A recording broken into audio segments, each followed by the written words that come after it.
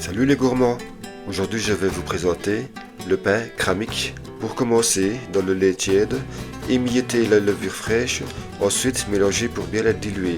Tamisez la farine dans le bol du robot, ajoutez-y les raisins, le sucre semoule et mélangez un peu à sec.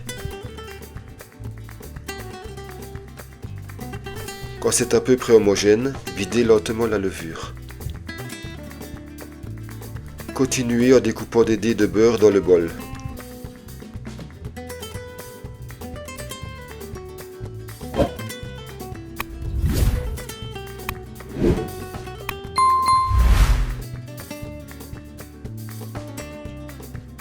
Lorsque le beurre est bien intégré, versez la pincée de sel et laissez tourner 1 minute pour qu'il s'assimile.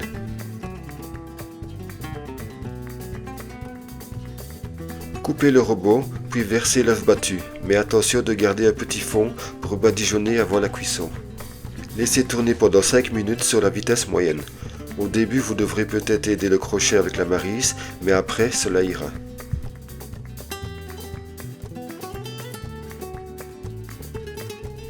Rabattez un peu la pâte dans le pot, puis laissez monter celle-ci 30 minutes dans un endroit chaud et sans courant d'air.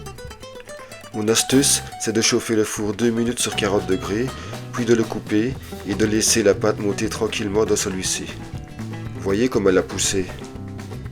Farinez le plan de travail, débarrassez la pâte dessus, versez le sucre perlé et malaxez. C'est un peu collant au début, mais en farinant quelques fois, elle va s'agglomérer en une belle boule.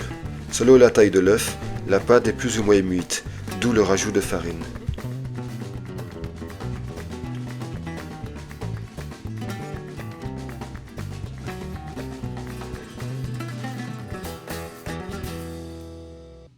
Faites fondre une noix de beurre et badigeonnez abondamment le moule avec un pinceau.